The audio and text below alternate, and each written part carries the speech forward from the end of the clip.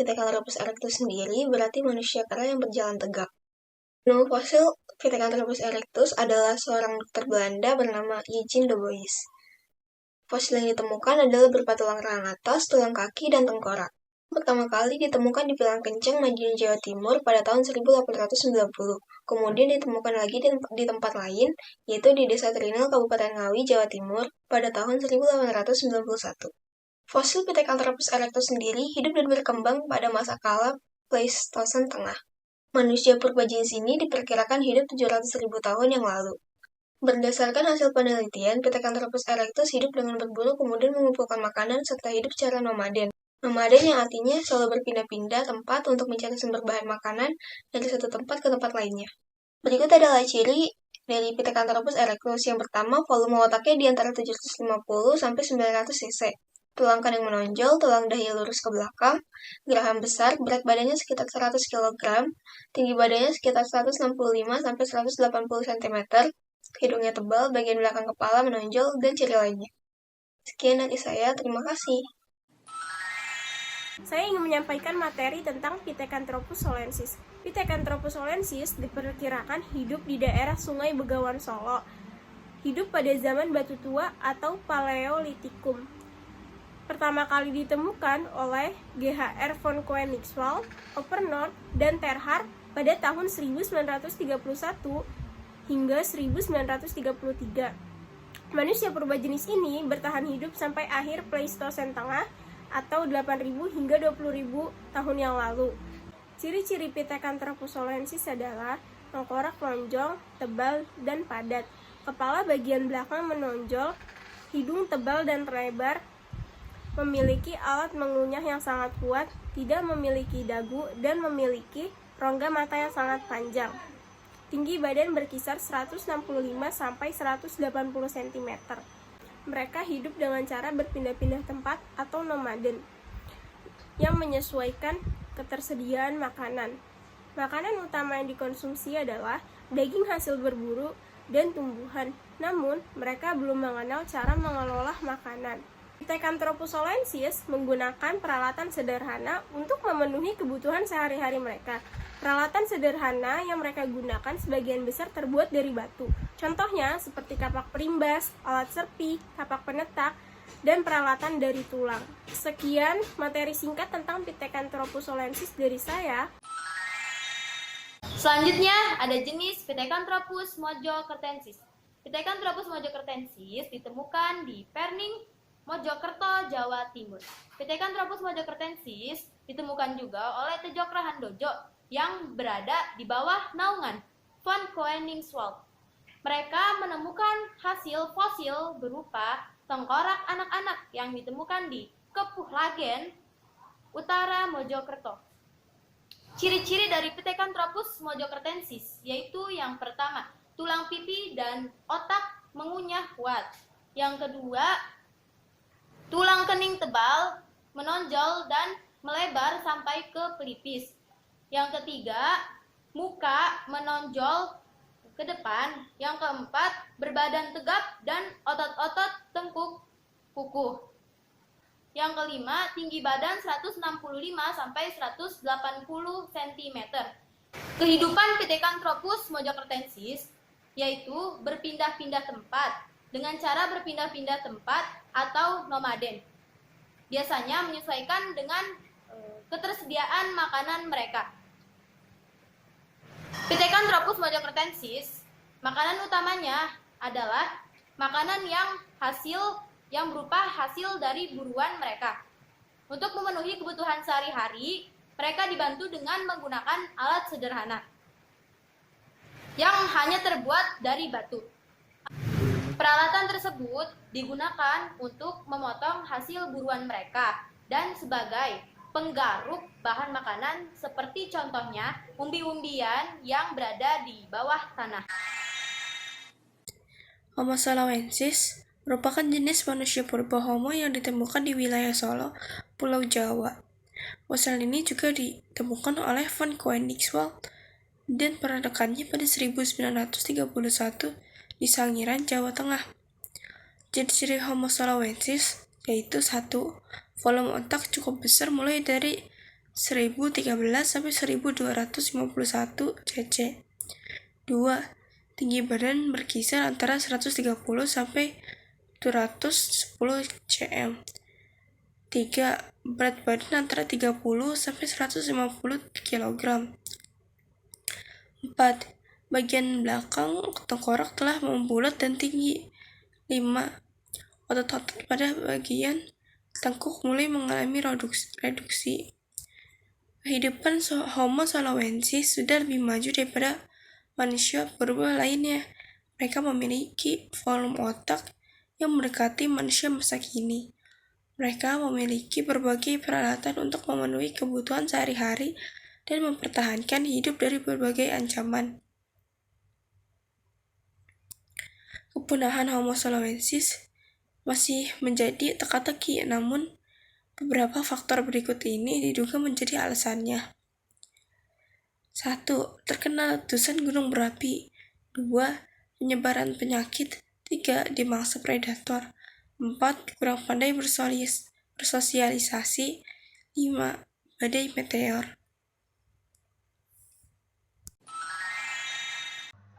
Homo erectus adalah jenis manusia yang telah punah dari genus Homo. Pakar anatomi asal Belanda, Eugen Dubois, pada tahun 1890-an menggambarkannya sebagai Pithecanthropus erectus atau manusia Jawa berdasarkan fosil tempurung kepala dan tulang paha yang ditemukan timnya di Tehil, Ngawi, Jawa Timur. Ciri Homo erectus adalah volume otak berkisar 750 sampai 900 cc, memiliki tinggi badan mulai 169 sampai 180 cm, postur tubuh tegap. Alat kunyah berupa geraham dan rahang yang dimiliki kuat. Hidungnya tebal. Tonjolan di kening sangat terlihat dan meluas hingga dahi dan bagian belakang kepala menonjol. Ciri-ciri Homo floresiensis. 1. Tengkorak berukuran kecil dan memanjang. 2. Bagian dahi tidak menonjol dan sempit. 3. Volume otak 380 cc. 4. Tinggi badan sekitar 100 cm. 5. Beratnya sekitar 30 kg. 6. Berjalan tegak dan tidak memiliki dagu. Kehidupannya Homo floresiensis telah hidup menetap dari mencari makan dengan berburu, berternak, serta bercocok tanam. Mereka menggunakan alat-alat dari batu, tulang, dan kayu yang telah dilancipkan untuk membantu dalam berburu. Manusia Homo floresiensis juga memiliki keterampilan dalam membuat gerabah dan membuat pakaian dari kulit hewan. Kontroversi. Penemuan Homo floresiensis yang dipublikasikan pada 2004 menggemparkan dunia ilmu pengetahuan. Manusia purba bernama Homo habilis. Homo habilis dari bahasa Latin yang berarti manusia yang pandai menggunakan tangannya, adalah sebuah spesies dari genus Homo yang hidup sekitar 2,5 juta sampai 1,8 juta tahun yang lalu. Pada awal Pleistosen. Definisi untuk spesies ini pertama kali diungkapkan oleh Jonathan Leakey yang menemukan fosil spesies ini di Tanzania, Afrika Timur antara tahun 1962 sampai 1964. Homo habilis diperkirakan merupakan spesies Homo dari genus Homo yang pertama kali muncul di bumi. Penampilan dan morfologi habilis memiliki berbagai kemiripan. Semua manusia paling modern di genus Homo, kecuali mungkin Homo rudolfensis, Homo habilis memiliki tubuh yang pendek dengan lengan yang lebih panjang dari manusia modern. Diperkirakan spesies ini adalah dari hominid Australopithecus. Homo habilis memiliki kranisia kapasitas kurang dari setengah kapasitas manusia modern. Meskipun masih memiliki bentuk seperti kera, habilis diperkirakan telah mampu menggunakan peralatan primitif yang terbuat dari batu. Hal ini dibuktikan dengan ditemukannya peralatan dari batu di sekitar fosil mereka. Misalnya peralatan yang ditemukan di Olduvai, George, Tanzania, dan Lake Turkana di Kenya. Homo habilis diduga merupakan nenek moyang dari Homo ergaster yang kemudian menurunkan spesies lain yang memiliki bentuk tubuh seperti manusia, Homo erectus. Sampai saat ini masih diperdebatkan apakah habilis ini adalah nenek moyang dari manusia. Sekian dari saya. Terima kasih. Wassalamualaikum warahmatullahi wabarakatuh. Selanjutnya ada Homo wajakensis. Homo wajakensis merupakan fosil yang berhasil ditemukan oleh Eugene Du Bois pada tahun 1889. Beberapa fosil yang berhasil ditemukan berupa tulang tengkorak, rahang bawah, dan beberapa ruas tulang leher. Diperkirakan bahwa Homo wajakensis merupakan nenek moyang ras Australoid yang merupakan penduduk asli Australia. Adapun ciri-ciri dari Homo wajakensis. Yang pertama, memiliki hidung yang lebar dan bagian mulut yang menonjol. Yang kedua, memiliki wajah yang lebar dan datar. Yang ketiga, tulang tengkorak membulat. Dan yang keempat, memiliki tonjolan yang mencolok di bagian dahi. Kali ini saya akan menjelaskan kepada teman-teman apa sih Homo sapiens. Jadi, lebih dari 1 juta tahun yang lalu, pernah hidup satu jenis primata di Pulau Jawa yang oleh para ahli saat itu disebut dengan Pithecanthropus erectus atau manusia kera yang berjalan tegak, yang kemudian disebut Homo erectus. Dalam perkembangan dan proses evolusi selanjutnya, jenis primata tersebut yang akan berevolusi menurunkan Homo soloensis. Adapun proses yang paling sempurna adalah munculnya Homo sapiens atau manusia modern yang hidup pada akhir Pleistosen atau awal Holosen. Fosil jenis Homo sapiens tertua di Indonesia ditemukan di Desa Campur Darat, Kabupaten Tulung Agung, Jawa Timur, yang kemudian dikenal sebagai Homo wajakensis atau manusia wajak. Homo sapiens atau manusia cerdas adalah manusia purba yang menyerupai manusia modern. Mereka terbentuk setelah terjadi proses evolusi selama ribuan tahun. Homo sapiens hidup antara 40.000 sampai 10.000 tahun yang lalu, dari akhir zaman batu kuno sampai zaman batu muda. Spesies jenis ini tidak hanya mampu membuat peralatan sehari-hari, tetapi juga memiliki kemampuan berpikir yang sangat baik. Tidak hanya itu, mereka sudah bisa membuat teknologi lukisan yang awet di dinding gua. Ciri-ciri fisiknya juga hampir menyamai fisik manusia yang hidup pada masa sekarang. Homo sapiens merupakan spesies yang sangat tangguh dalam beradaptasi dengan lingkungannya. Selain itu, kapasitas otaknya jauh lebih besar daripada jenis manusia sebelumnya. Ciri-ciri Homo sapiens yaitu tinggi badan berkisar antara 130 hingga 210 cm, berat badan antara 30 hingga 150 kg, volume otak antara 1000 hingga 2000 cc, reduksi di bagian gigi, rahang, dan otot-otot kunyah sehingga mulai terdapat dagu di rahang bawah. Otot-otot dan tulang-tulang ukurannya menjadi lebih mungil. Telah menggunakan bahasa untuk berkomunikasi.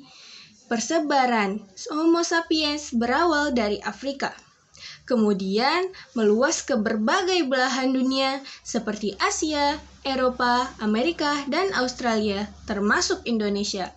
Selama masa perubahan iklim yang dramatis, sekitar 300.000 tahun yang lalu, Homo sapiens berevolusi di Afrika. Seperti manusia purba lainnya, mereka menjalani kehidupan sederhana dengan berburu dan mengumpulkan makanan. Asal-usul manusia modern dan pengembaraannya keluar dari Afrika sesuai dengan teori yang dikembangkan oleh Stringer dan Bronner. Teori tersebut bernama teori Out of Africa. Teori tersebut juga didukung dengan adanya bukti genetik, linguistik, dan arkeologis yang menyebutkan bahwa fosil yang ditemukan di dekat Sungai Omo, Ethiopia atau Afrika Timur merupakan fosil Homo sapiens tertua. Bahkan usianya lebih tua dari Homo neanderthal. Teori tersebut juga didukung dengan data penelitian DNA mitokondria atau mtDNA, yaitu sel tubuh berbentuk molekul kompleks yang menggambarkan sistem genetika dari satu generasi ke generasi selanjutnya.